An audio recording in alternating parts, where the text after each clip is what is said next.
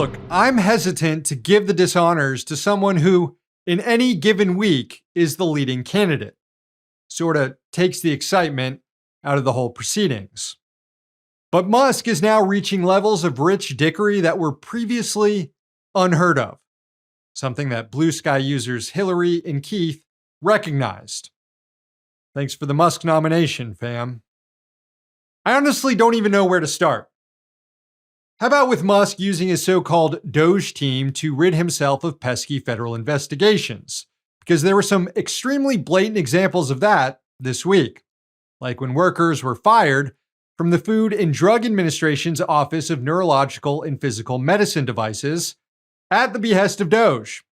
Just so happens to be the same office that's been investigating Musk's brain chip company, Neuralink.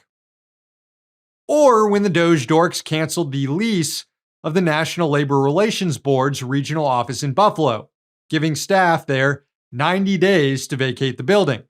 According to the Doge website, the move will save the government a whole $5 million. But of course, an NLRB regional office is not an example of waste, fraud, and abuse.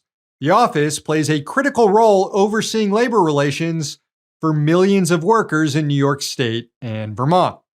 The union that represents NLRB workers posted on Twitter about the news of the lease cancellation, quote, "Without physical office space, a regional office has no place to hold trials, store materials to run elections, meet with members of the public, and countless other things. Canceling a lease is tantamount to shutting down the enforcement of labor law in that jurisdiction." And it's also the case that this is the same NLRB regional office that was investigating Elon Musk for widespread labor abuses against workers who tried to unionize a Tesla plant in Buffalo back in 2023. Just days after the workers announced their plans to organize the factory, Musk fired about 30 of them. He then put in place a policy barring workers from engaging in legally protected concerted activity, which NLRB's regional director, Linda Leslie, said last year violated those workers' rights under the National Labor Relations Act. The NLRB maintains 26 regional offices around the country, so I don't think it was a coincidence that the one investigating Musk is the first to lose its lease. More proof that the primary mission of Doge is to enrich Elon Musk. The stuff about cost savings, that's just the smokescreen. Also this week, the Wall Street Journal reported that Musk and his CEO at Twitter, Linda Yaccarino, are pressuring advertisers to return to the platform by threatening federal actions against them if they don't, implying that Musk's close ties to the president and Republican lawmakers can cause real headaches for companies that don't comply.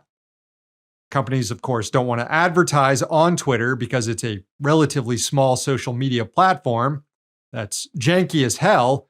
And there's a good chance if you do spend ad money, then your brand will pop up next to a Nazi's tweet denying the Holocaust. Or the ad might pop up next to one of Elon Musk's own tweets in which he's calling an astronaut a slur. That also happened this week. Former commander of the International Space Station, Andreas Mogensen, blasted Musk on Twitter for lying about astronauts Sonny Williams and Butch Wilmore, whose mission to the ISS last year was extended after the spacecraft they flew up on, the Boeing Starliner, malfunctioned and had to be returned back to Earth autonomously, leaving Williams and Wilmore aboard the space station for an extended period. During an interview with Fox News this week, Musk claimed former President Joe Biden left the two astronauts stranded aboard the space station for political reasons, because he didn't want to give Musk the credit of launching a rescue mission. Take a look. You're going to help rescue next month 2 astronauts that I think were abandoned. They dispute that in an interview. At the president's request or instruction, we are accelerating the return of the astronauts, which was postponed kind of to a ridiculous degree. They got left in space. They've been there. They were supposed to be there 8 days. They're there almost 300. Biden. They were Yes, they were left up there for political reasons, which is not good. This is a total lie. And Musk knows it is, because according to a plan established last August, SpaceX is already tasked with bringing Williams and Wilmore home. And the ship that they're going to return on, a SpaceX Dragon capsule, has been docked at the International Space Station since last September. The astronauts are not stranded. They can fly home at any time if it was necessary. The reason they're still there is because the ISS always needs to have a crew on board. One group of astronauts can't leave until a new batch replaces them, and the tours usually last about 6 months. So Williams and Wilmore and the other astronauts currently on the ISS are finishing their mission until they're relieved by another group of astronauts. Again, Musk knows all this.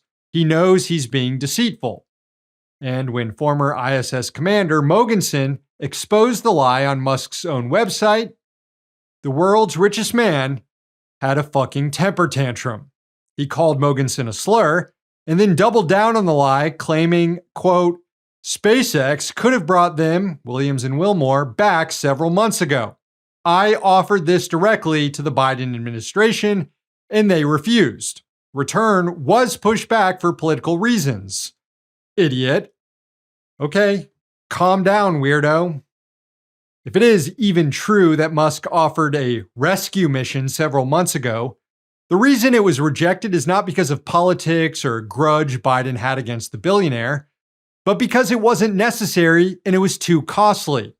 Instead of spending hundreds of millions of dollars on an entirely new rescue mission to recover Williams and Wilmore, who were not in any danger at all on the station, who had enough resources, and who, given that they're astronauts, actually didn't mind extending their stay in space, doing experiments and spacewalks and stuff, NASA and SpaceX planned for the astronauts to just hitch a ride home on another spaceship that was already scheduled to fly to the ISS a month later.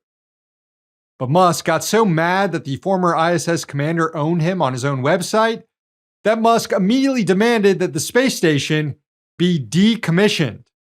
Just hours after his exchange with astronaut Mogensen, Musk posted, quote, "It is time to begin preparations for deorbiting the space station. It has served its purpose. There is very little incremental utility. Let's go to Mars." Musk knows that the ISS is already scheduled to be deorbited in 2030 because his company, SpaceX, has an $800 million federal contract to build the vehicle that will safely do it. But Musk said he's now recommending to President Trump to do it as soon as possible, 2 years from now, which, the benefit of Musk, might come with a new lucrative contract from the federal government. I guess we'll have to see if Trump accepts Musk's rage-fueled recommendation, inspired by a Twitter beef. But this is what happens when you give the most thin-skinned, drug-addled billionaire immense power. Finally, while all of this was going on, Musk was also ignoring desperate pleas from two mothers of his children to communicate with them. At the beginning of the week, it was conservative writer Ashley St. Clair who revealed she had a child with Musk, the billionaire's 13th kid. But Musk won't communicate with her now and won't finish negotiating a, quote, agreement for co-parenting. Musk ignored St. Clair's posts and then even unfollowed her on Twitter. And then at the end of the week, on Thursday, as Musk was parading around the CPAC stage with a chainsaw, calling himself the Doge Father and declaring, "I have become meme," while also being unable to string basic sentences together because he's deep in a K-hole, his ex, Grimes, was trying to get Musk to respond to her about a medical emergency one of their kids was having. Musk and Grimes have 3 children together. And Grimes posted, quote, "Please respond about our child's medical crisis. I am sorry to do this publicly, but it is no longer acceptable to ignore the situation. This requires immediate attention. If you don't want to talk to me, can you please designate or hire someone who can so that we can move forward on solving this? This is urgent, Elon." In a second tweet, Grimes said, quote, "I'm not giving any details, but he won't respond to texts, call, or mails. and has skipped every meeting, and our child will suffer lifelong impairment if he doesn't respond ASAP. So I need him to fucking respond, and if I have to apply public pressure, then I guess that's where we are at. Shortly after those were posted, it became clear that someone at Twitter, likely Musk or one of his lackeys, was trying to suppress the tweets to prevent people from seeing them. They were no longer visible on Grimes' main feed or in searches. And realizing she was being shadow banned, Grimes just went ahead and deleted the tweets anyway. So this scumbag runs around impregnating as many women as he can, and then just ignores his children and their mothers afterward, even when they're reportedly sick. Except for that one kid he's been parading around the White House as a prop, he appears to still like him, for now. Amid all this drama, it was revealed that most, if not all, of Elon's kids were conceived via IVF or surrogacy, which led to a rumor circulating online that Musk had a botched penis enlargement surgery that prevents him from having actual sex. Now, I can't attest to the veracity of the claim, but I'll just say that I've yet to see it debunked.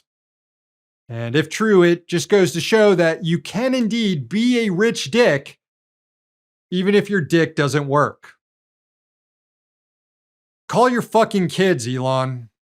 Hey, thanks for watching. Hit the subscribe button so you don't miss any of our new videos. Also, if you want to see Means Morning News in its complete form, not just the clips we post here, head on over to Means TV and get access to all our new episodes and our entire backlog, plus tons of other great movies and original TV shows.